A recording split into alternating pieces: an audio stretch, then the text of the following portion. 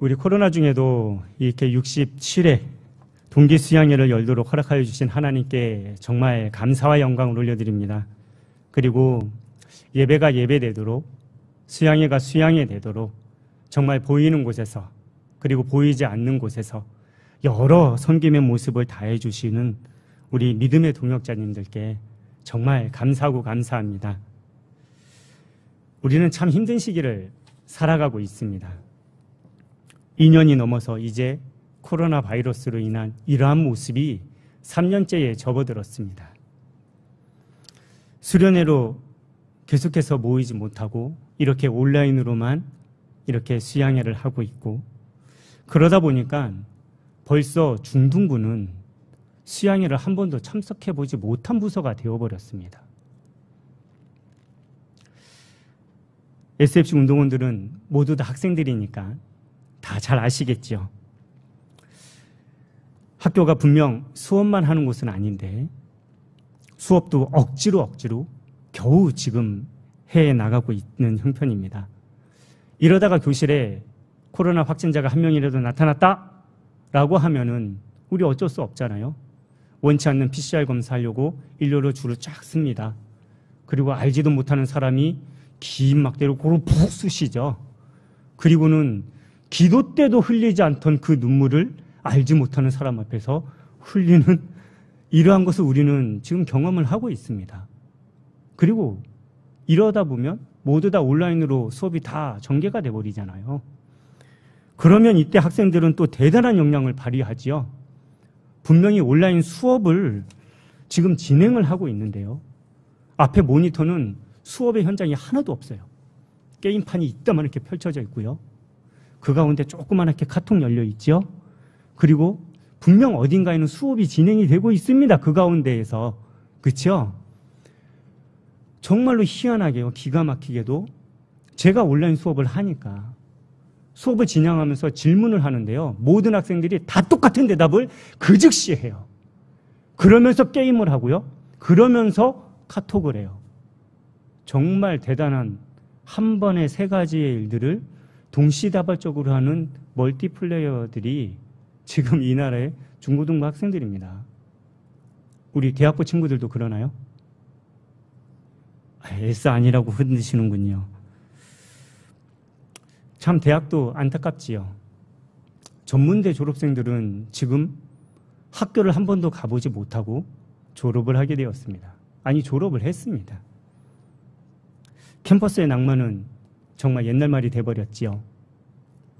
소풍, 수학여행,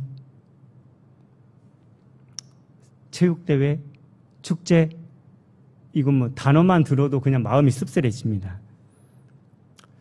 그럼에도 불구하고 우리 SFC 운동원 여러분, 힘든 2년이라는 그 시간 정말 잘 견뎌오셨습니다. 정말 제한적인 환경 안에서 모든 것이 안 돼라고 말하는 그런 통제적인 환경 안에서 정말 학생으로서의 본분, 지금까지 여기까지 정말 에베네셀의 하나님의 은혜로 인하여서 여기까지 정말 여러분들 잘 해오셨어요. 좀 자기를 격려하셨으면 좋겠어요. 수고했어, 2년 동안. 격려하세요. 잘했어. 너니까 그만큼 했지. 그쵸? 정말 수고하셨습니다. 잘 감당했어. 지금까지 잘했듯 우리 앞으로도 조금만 더 힘써보자. 곧 끝날 거야. 그런데 여러분, 저는 이 시간 여러분들에게 이런 잠깐의 가벼운 위로와 격려를 하기 위해서 이 자리에 쓴 것 아닙니다. 코로나라는 이 질병을 겪으면서 우리가 정말 많이 들었던 이야기 중에 하나가 코로나 이전과 코로나 이후의 시대는 분명히 다를 것이다.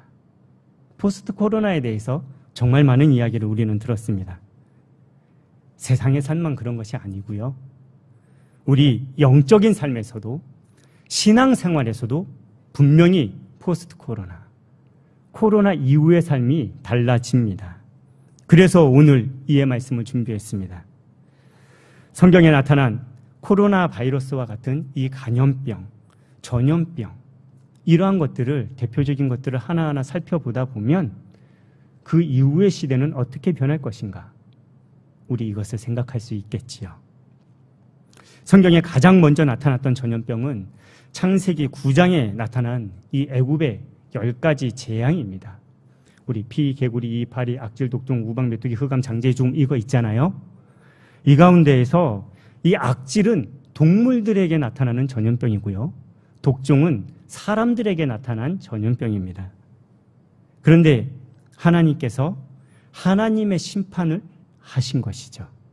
그리고는 세상의 중심이고 세상의 패권을 붙잡고 있던, 그래서 세계사에 오로지 기록된 모든 내용들이 애굽이고 이집트였는데 이것이 이제는 옮겨져 버리는 거예요.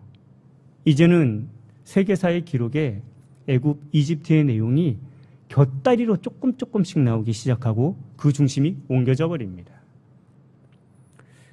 이스라엘 백성이 출애굽하여서 구름기둥과 불기둥을 따라서 가나안으로 진군하고 있습니다. 이때 민수기 16장 고라라는 사람이 나타나요. 그리고는 모세를 반대하고, 모세를 반대하면서 모세를 통하여서 이스라엘을 이끌어가는 하나님을 반대하는 이 구테타를 일으킵니다. 이거 분명히 잘못됐죠. 그러다 보니까 하나님께서 땅을 갈라서 이 고라 족속 250명을 그 자리에서 삼켜버리십니다. 그리고 성경에는 연병이라고 표현되어 있는 전염병을 보내셔서 17,500명을, 14,700명을 그 자리에서 죽여버리십니다. 전염병으로 인한 죽음입니다.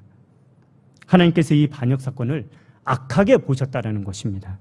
그리고 이스라엘 백성을 이렇게 벌하시면서 결국 출애굽을 하여서 홍해를 가로질러서 가나안 땅으로, 이 광야로 입성했던 모든 사람들은 죽고, 광야 시대에 태어났던 그 사람들만이 가나안 땅에 입성을 하게 되는 이러한 모습이 성경에 나타납니다.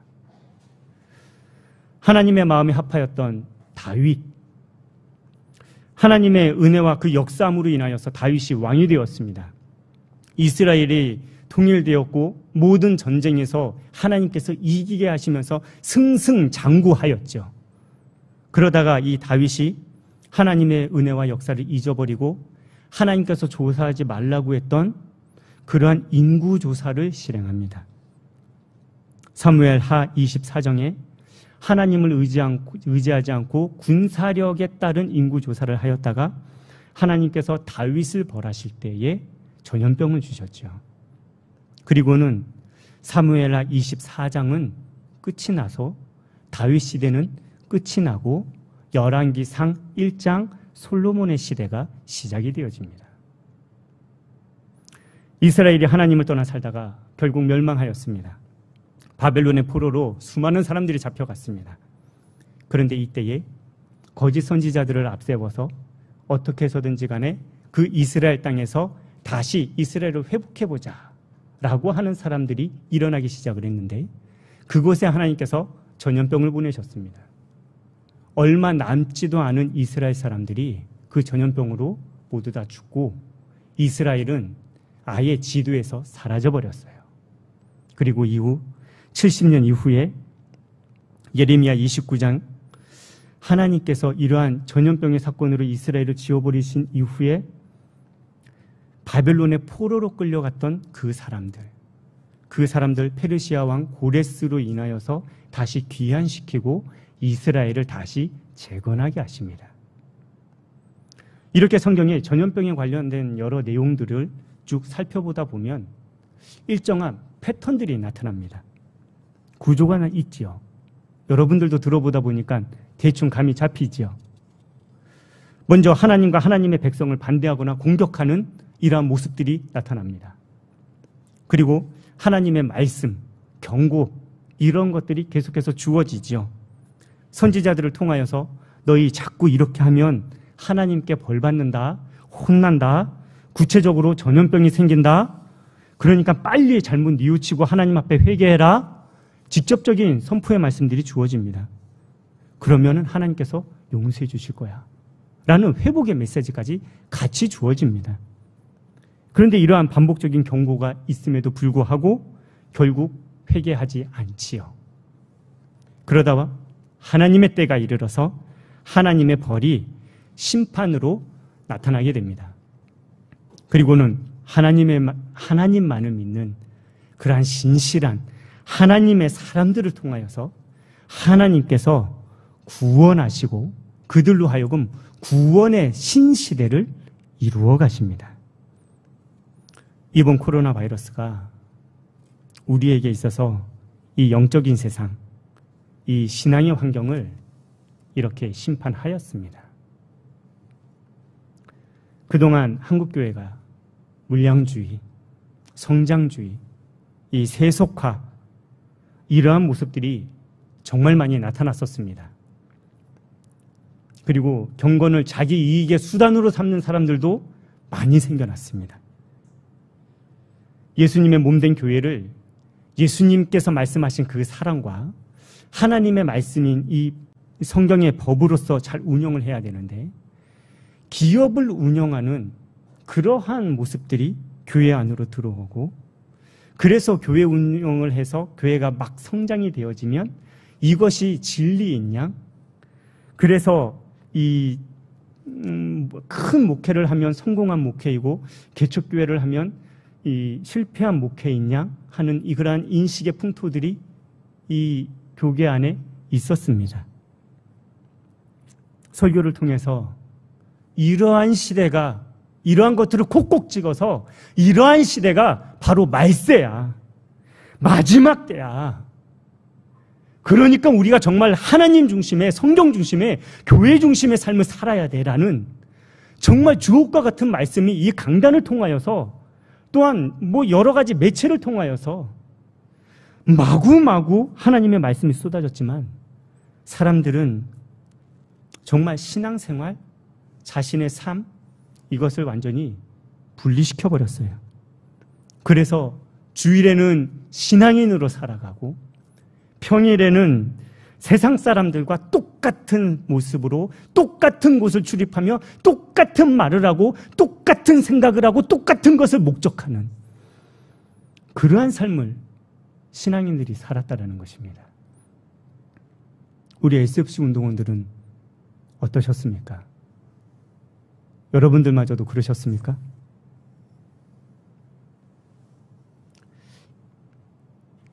이 모든 것들을 하나님께서 심판하시고 계십니다.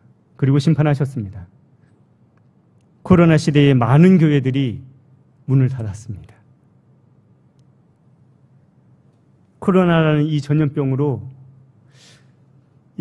우리의 영적인 삶을 하나님께서 심판을 하셨습니다. 교회를 돈벌이 수단으로 알고 경건을 자기 이익의 수단으로 삼았던 그 사람들을 못 만나게 되니까 이 모든 것들이 다 흩어져 버렸습니다. 심판이지요. 하나님과 소통하면서 교제하면서 바른 예배를 드리는 것이 교회의 중심이 돼야 되는데, 사교적 모임이 중심이 됐던 그런 교회들은 없어져 버렸습니다. 하나님의 심판입니다. 진심으로 교회를 사랑하는 사람들과 그렇지 못한 사람들이 이 기간에 완전히 나누어져 버렸습니다. 코로나로 교회가 힘들어지니까 너무나도 마음이 아프고, 교회가 혹 어떻게 잘못될까 싶어서, 또 교회에서 사역하시는 그런 목사님들은 어떡하나 싶어서 자기도 힘들어요. 수입이 줄었어요. 그런데도 불구하고 더 힘써서, 더 애를 써서, 더 기도하면서 헌금을 하시는 그런 성도들이 계시는 반면에, 이때 아예 교회를 떠나시는, 헌금 생활도 끝을 내시는 이러한 사람들도 생겼습니다. 교회를 못 가니까 내 영혼, 우리 가족들의 영혼, 그 영혼 돌아보기 위해서 시간을 내어서, 시간을 정해서 아예 성경을 읽고 가정 예배를 드리면서 어떻게 해서든지 개인 경건 생활에 열심히 힘을 내는 그러한 신실한 성도들이 생기는 반면에, 예배 시간마저도 잊어버리는 그러한 사람들이 생겨났습니다. 아니, 코로나로 인하여서 사람들을 못 만나서 개인적인 시간이 맹목적으로 주어져 있는 이러한 시대조차도 개인 경건 생활을 세워가지 못한다고 한다면, 도대체 언제 성경 읽고 언제 기도할 겁니까? 정말 깨어서 기도하며 예배를 갈급해하지 않고서는 예배 가운데 임하는 그 성령의 감동, 이것마저도 잊어버리게 되는 그러한 심판의 시대, 말세의 시대가 바로 지금의 시대입니다. 이러한 코로나 바이러스라는 이 전염병의 시대, 이 심판의 시대에 오늘 에베소서를 통하여서 하나님께서는 하늘에 속한 SFC 운동원들이 되라고, 정말 신령한 복을 사모하는 그런 SFC 운동원들이 되라고, 그래서 세상에 휩쓸려서 심판의 시대에 휩쓸려서 사라져버리는 그런 시대가 되지 말고 오히려 이 세대를 역행하는 구원의 세대, 구별된 세대, 믿음의 세대, 기적의 세대가 되라고 오늘 우리에게 이 말씀을 주셨습니다. 그럼 하늘에 속한 신령한 복, 이것이 무엇입니까? 오늘 본문 에베소서 1장 3절에 찬송하리로다 하나님 곧 우리 주 예수 그리스도의 아버지께서 그리스도 안에서 하늘에 속한 모든 신령한 복을 우리에게 주시되 라고 말씀을 하셨습니다. 하늘에 속한 신령한 복을 우리에게 주셨다라고 에베소서 1장 3절 앞에 인사말 빼고 바로 시작과 동시에 찬송하리로다라고 시작을 하고 있습니다. 이 에베소서는요, 사도 바울이 감옥에 갇혀서 편지를 쓰는 옥중서신이라고 하지요. 네 권의 옥중서신, 에베소서, 빌립보서, 골로새서, 빌레몬서, 이것 가운데에서 이 성경이 적힌 그 순서가 에베소서, 빌레몬서, 골로새서, 빌립보서 순으로 성경을 기록을 합니다. 한마디로 옥에 갇혀서요, 가장 먼저 쓴 편지가 에베소서예요. 옥에 갇혀서 언제 죽을지 모르는 상황입니다. 그런데 가장 먼저 편지를 쓰는데 그 편지의 시작이 찬송하리로다라고 시작을 하는 거예요. 옥에 갇혀 죽음을 앞두고 있으면서 처음부터 찬송할 수밖에 없을 만큼 그렇게 크고 위대한 하늘에 속한 신령한 복, 이것이 무엇입니까? 지금부터 성경을 통해서 세 가지의 하늘에 속한 신령한 복, 우리 지적적으로 바라보겠습니다. 하늘에 속한 신령한 복, 그 첫 번째가 하나님의 자녀가 되는 복입니다. 에베소서 1장 4절에서 6절입니다. 곧 창세전에 그리스도 안에서 우리를 택하사 우리로 사랑 안에서 그 앞에 거룩하고 흠이 없게 하시려고 그 기쁘신 뜻대로 우리를 예정하사 예수 그리스도로 말미암아 자기의 아들들이 되게 하셨으니 이는 그가 사랑하는 자 안에서 우리에게 거저 주시는 바 그의 은혜의 영광을 찬송하게 하려는 것이라. 하늘의 신령한 복 첫 번째가 바로 예수 그리스도로 말미암아 자기의 아들들이 되게 하신 것, 즉 우리가 하나님의 자녀가 된 것, 이것이 첫 번째 하늘에 속한 신령한 복이다 라고 말씀하십니다. 그럼 우리가 어떻게 하나님의 자녀가 되었습니까? 4절에 보니까 창세전에 우리를 택하셔서, 5절에 기쁘신 뜻대로 우리를 예정하셔서, 6절에 우리에게 거저 주셔서 우리가 하나님의 자녀가 되었다. 성경은 말씀하십니다. 우리가 무슨 대단한 일을 했다고? 우리에게 무슨 자격이 있다고? 이리도 거창하고 거창한 하나님의 자녀가 되는 이 축복을 하나님께서 택하셔서 예정하셔서 우리에게 그냥 주셨겠습니까? 이에 대한 대답이 하늘에 속한 신령한 복 두 번째에 나타납니다.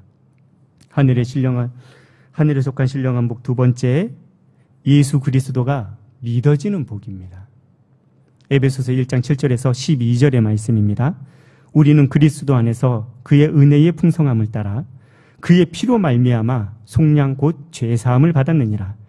이는 그가 모든 지혜와 총명을 우리에게 넘치게 하사 그 뜻의 비밀을 우리에게 알리신 것이요 그의 기뻐하심을 따라 그리스도 안에서 때가 찬 경륜을 위하여 예정하신 것이니 하늘에 있는 것이나 땅에 있는 것이 다 그리스도 안에서 통일되게 하려 하심이라. 모든 일을 그의 뜻의 결정대로 일하시는 이의 계획을 따라 우리가 예정을 입어 그 안에서 기업이 되었으니 이는 우리가 그리스도 안에서 전부터 바라던 그의 영광의 찬송이 되게 하려 하심이라. 우리가 하나님의 자녀가 된 것은 내가 무엇을 하였거나 나에게 어떠한 자격이 있어서가 아니라 7절에 오직 그리스도의 피로 말미암아 속량 곧 죄사함을 받았다. 오직 예수님의 십자가의 은혜로 우리가 하나님의 자녀가 되었다라고 말씀을 하십니다. 아하, 예수님께서 나를 위해 십자가에서 죽으시고 부활하신 이것 내가 믿으니까 하나님의 자녀가 되었구나. 예수님의 십자가를 내가 믿어주니까 그래서 내가 구원받았구나. 믿기 위해서 지금까지 내가 열심히 애를 쓰고 힘을 쓰고 했던 이 모든 노력들, 이것이 나에게 자격이 되고 공로가 되었구나. 아니에요. 정말 아닙니다. 그렇게 착각할까봐 8절에서부터 12절 말씀하신 것입니다. 너희가 예수님의 십자가를 믿어주려고 애쓰고 노력해서 그래서 믿음이 생긴 것이 아니라 8절에 모든 지혜와 총명을 우리에게 넘치게 누가? 하나님이 그렇게 하셨다고. 9절에 그 뜻의 비밀을 우리에게 하나님께서 알려주셨다고. 때가 찬 종륜을 위하여 하나님께서 예정하셨다고. 10절에 하늘에 있는 것이나 땅에 있는 모든 것이 다 그리스도 안에서 통일되게 하나님께서 그렇게 하셨다고. 아하. 하늘에 있는 것이나 땅에 있는 것, 즉 모든 구원의 시대, 모든 구원의 세대, 모든 구원받은 사람들, 구약시대이든지 신약시대이든지 과거이든지 현재이든지 앞으로 다가올 그 미래이든지 예수님을 믿고 구원받는 것 다 똑같은 것이구나.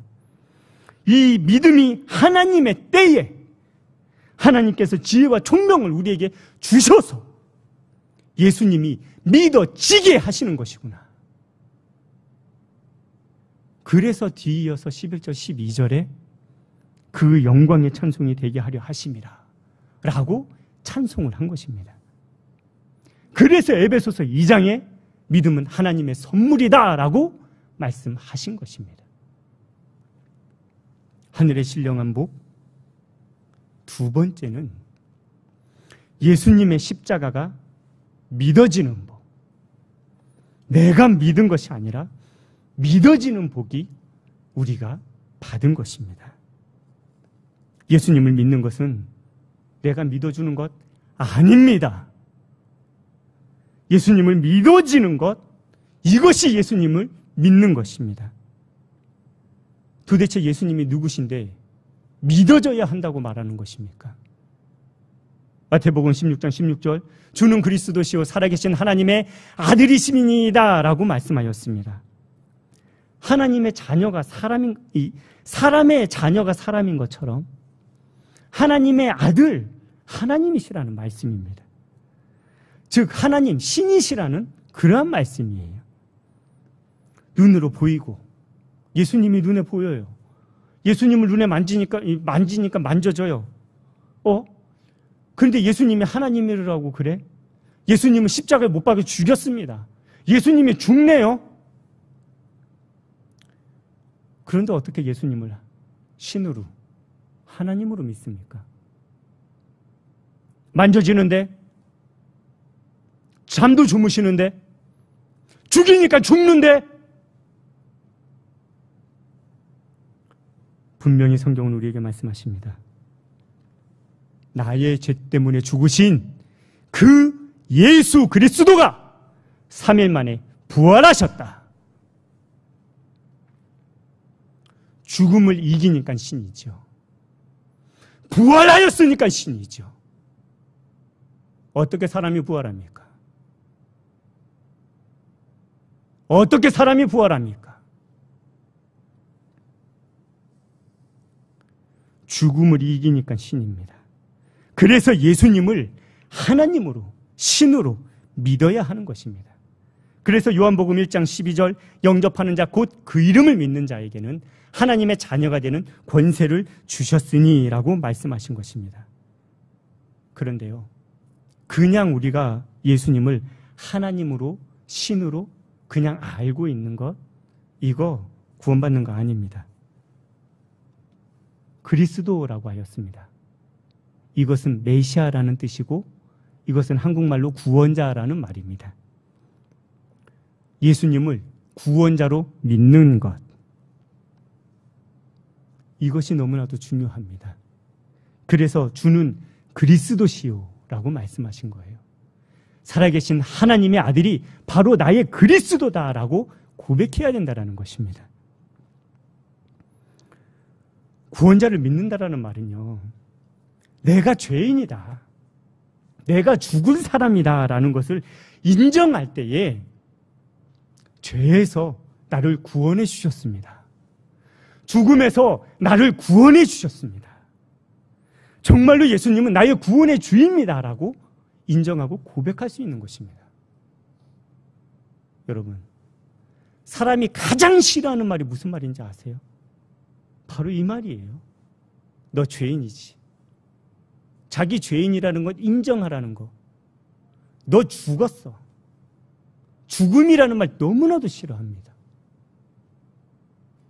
그런데요, 예수님을 믿으려면 이 싫어하는 것을 인정해야 되는 거예요.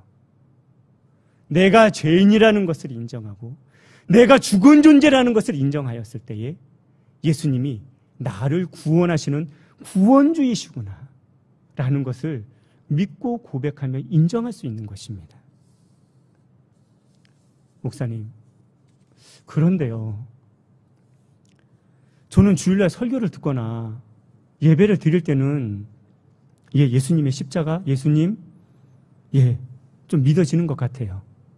그런데 평일날 친구들하고 놀 때에, 게임할 때에, 성경 읽지 않고 그냥 학원을 다니면서 열심히 학교 다닐 때에, 이럴 때에는 나 안 믿어지는 것 같아요. 그럼 믿을 때는 하나님의 자녀가 되고, 안 믿을 때는 하나님의 자녀가 안 되고, 이런 것일까요? 아니죠. 이것도 아니죠. 그래서 오늘 에베소서 1장 13절 14절의 말씀을 통하여서 하늘에 속한 신령한 복 세 번째를 우리에게 주신 것입니다. 하늘에 속한 신령한 복 세 번째, 성령 하나님께서 우리 믿음의 보증이 되어주시는 복입니다. 13절 14절의 말씀입니다.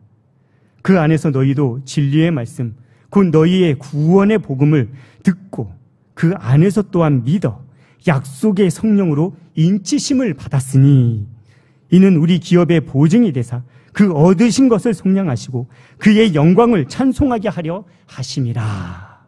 아멘.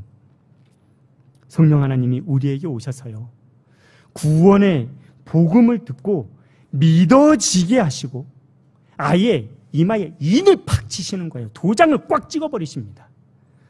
그래서 우리로 하나님의 자녀라는 보증, 증인으로 증인이 되어주시겠다라고 말씀을 하여 주셨습니다. 하늘의 신령한 복, 하늘에 속한 신령한 복 세 번째는 성령 하나님이 우리와 함께 하시면서 하나님의 자녀라는 보증이 되어주시는 복입니다. 하늘에 속한 신령한 복 세 가지. 그 첫 번째, 하나님의 자녀가 되는 복. 두 번째, 예수님의 십자가가 믿어지는 복. 세 번째, 성령 하나님이 우리와 함께 하시는 복. 그래서 하나님의 자녀라는 그러한 보증이 되어주시는 바로 이 복, 이것입니다. 이 하늘에 속한 모든 신령한 복이 너무나도 귀하고 귀해서 너무나도 위대한 것이라서 감옥에 갇히자마자 죽음을 앞두고 있는 이 사도 바울, 그럼에도 불구하고 첫마디가 그 은혜의 영광을 찬송하기 위해서 찬송하리로다라고 시작하였던 것입니다.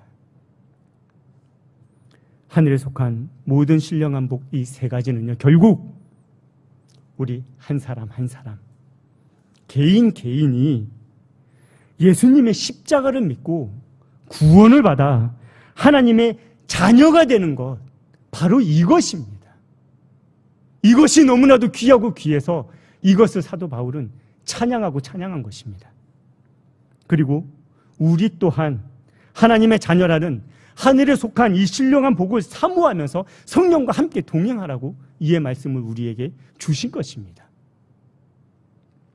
SFC 운동원 여러분, 고난이라는 이러한 시대를 접하면서, 아니 그 이전부터 우리 대다수의 SFC 운동원들은 중고등학교 학생 때에 전도되어서 이렇게 신앙생활을 시작한 친구들도 있기야 있겠지만 많지가 않아요. 제가 보니까 거의 대부분들이 모태신앙인이거나 아주 어려서부터 신앙생활을 부모의 도움으로 인하여서 차근차근히 해왔던 그러한 운동원들입니다. 자신의 의지보다는 부모님으로부터, 가족들로부터 신앙교육을 교회를 통해서 체계적으로 밟아온 그러한 학생들이라는 것이죠. 저도 그래요. 저도 여러분들과 마찬가지로 모태신앙인입니다. 어려서부터 부모님의 도움으로 신앙생활을 유지하였습니다.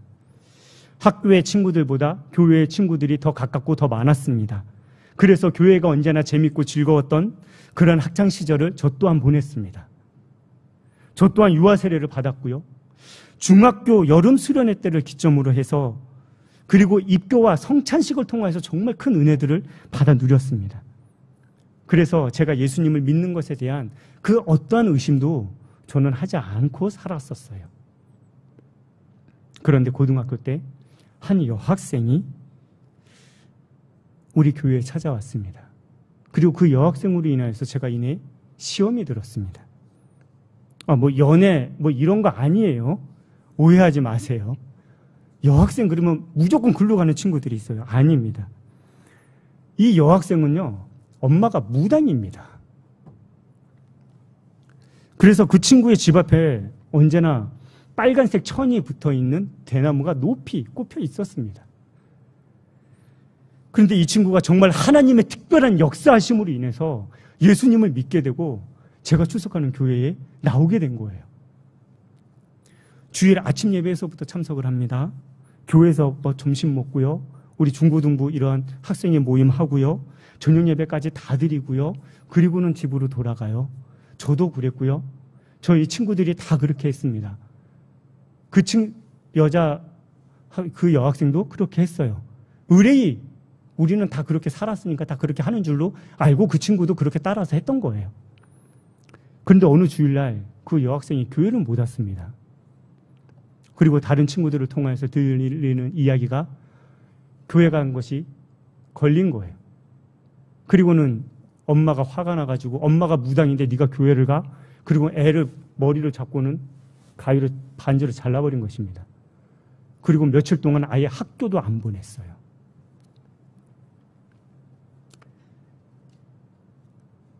그 여자애가 그 다음 주에 교회에 왔어요.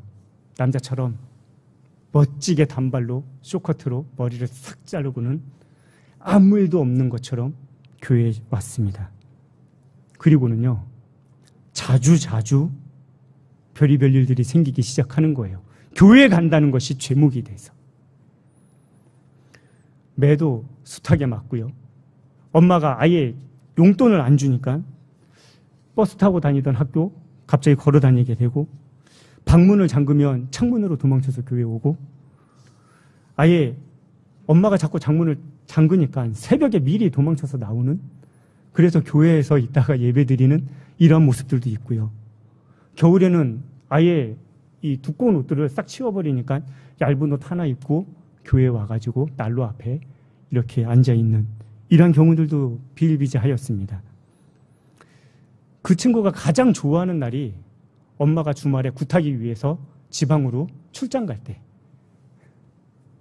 자기 마음대로 교회 올 수 있으니까 그때 제일 좋아했어요. 그리고는요, 주일 저녁 밤에 혼나고 매맞고 욕먹을 그 집으로 웃으면서 들어가는 거예요.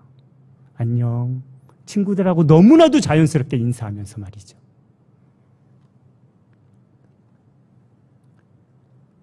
제가 그 아이를 보면서 시험에 든 겁니다. 내가 저 아이의 처지라면 나 예수님 믿을 수 있을까? 내가 믿음 지킬 수 있을까? 저렇게까지 나는 못할 것 같은데 어떻게 저렇게 대단한 믿음을 가지고 그 신앙 지켜나갈 수 있지? 내가 엄마 뱃속에서부터 교회를 다니면서 예수님을 믿는다고 혹시 내가 착각하면서 살아가고 있는 것 아닌가? 어려서부터 예수님을 믿어야 한다고 교회와 또한 부모님으로부터 강요를 받다 보니까 내가 자아체면에 걸려가지고 아예 지금 세뇌를 당해서 예수님 믿는다고 내가 착각하고 있는 거 아닌가? 별 생각 다 되는 겁니다. 이러한 의심이 한동안 저를 정말 많이 짓눌렀어요. 이러한 시험이 길어지니까 나중에 원망이 나타나기 시작을 합니다. 나도 저 아이처럼 아예 안 믿는 집안에서 태어났더라면, 그래서 예수님을 믿는 믿음이 극적으로 나에게 나타났다면 나도 저렇게 믿음 지킬 수 있는 그 힘 생겨나지 않을까? 나도 정말 저렇게 열심히 예수님을 믿을 수 있지 않을까? 정말 이러한 시험이 나에게 있는 것 보니까 내 믿음 너무나도 약한 믿음인가 보다. 나약한 신앙인인가 보다. 이것이 나중에 핑계로 가는 거예요. 이것 또한 내가 모태 신앙인으로 태어나서 내가 약한 믿음, 나약한 신앙인이 된 거 아닌가? 어려서부터 신앙생활을 했기 때문에 이렇게까지 막 흘러가는 것입니다. 온갖 생각이 저를 너무나도 힘들게 했어요. 혹시 여러분들 가운데에 그러한 학생들 없나요? 그렇게 자기 자신의 믿음이 나약하다고 그렇게 생각되는 친구들 없습니까? 이렇게 힘들면 당연히 목사님 찾아가야죠. 그런데 제가 출석했던 그 교회 목사님은 저희 고모부님이세요. 말씀드리기가 영 그런 거 있죠? 친구들한테 말하면 되잖아요. 근데 그 친구들은 제가 다 전도한 애들이에요. 걔네들한테 제가 어떻게 얘기해요? 혼자 몸부림치는 겁니다. 끙끙 앓는데 정말 하나님께서 은혜를 주셨어요. 에베소서 오늘의 본문 1장 3절에서 14절의 말씀, 이 말씀을 가지고 고등학교 때 수련회를 통하여서 하나님께서 저에게 설교 가운데 깨닫게 해주셨습니다. 나보다도 나를 더 잘하시는 그 하나님께서 나를 구원하시기 위해서 이렇게 하셨구나. 부모님에게 순종적인 내가 남들이 뭐라고 하면 일에 주눅이 들어버려서 아무 말도 못하는 이러한 내가 불신의 가정에서 태어났더라면 예수님이라는 말 들을 수나 있었겠나? 들었다고 한들 부모님이 가지마! 갈 수나 있었겠나? 아예 못 갔겠지요. 나보다도 나를 더 잘하시는 그 하나님, 나의 이런 성품조차도 하나님께서 만들어주신 그 하나님, 그 하나님께서 나를 예수님 믿고 구원하게 하시기 위해서 훌륭한 신앙의 부모님들 밑에서 나로 하여금 태어나게 하셨구나. 그래서 교회로 나의 삶에 기쁨을 갖게 하고 이러한 고민조차 분명한 이러한 신앙의 확신을 갖도록 저 친구를 바라보게 하고 그 친구의 삶을 통해서 내 자신도 바라보게 하고 이러면서 내가 정말 하나님 믿는 사람이라는 것, 하나님이 믿어진 사람이라는 것, 이것 깨닫게 해주시기 위해서 나로 하여금 이러한 시험을 주셨구나.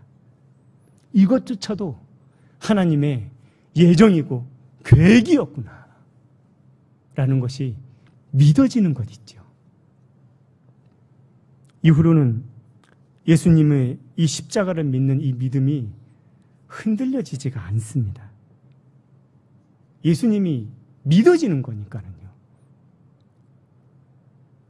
순간순간 의심이 들다가도 하나님의 특별한 섭리로 바르게 신앙 고백하도록 하나님은 반드시 이끌어 가셨습니다. 보통 우리 수련회 때 기도 후에 나눔의 시간이 있지 않습니까? 그때 제가 이 이야기를 했다가 친구들한테 맞아 죽을 뻔했습니다. 아주 복에 겨워서 비명에 비명을 지른다고 아주 그냥 저를 욕을 바가지로 하는데요.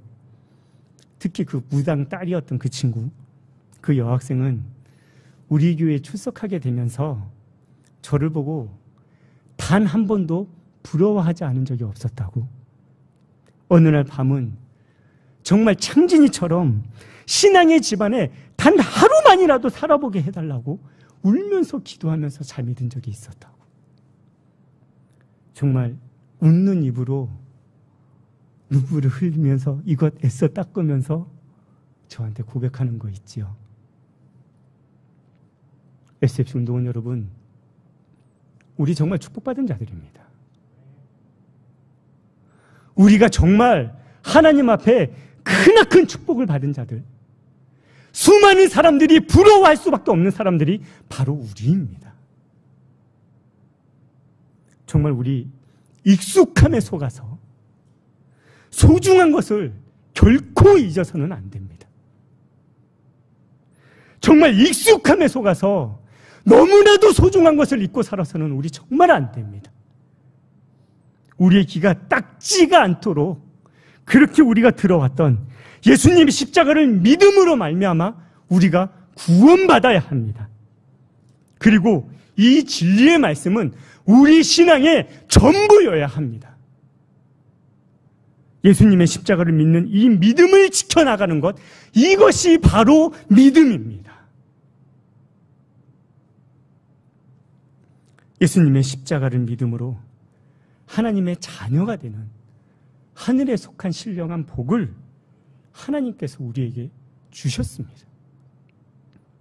하나님의 특별한 섭리로, 하나님의 예정 속에서 예수님이 믿어지는 하늘에 속한 신령한 복을 하나님께서 특별히 우리에게 주셨습니다.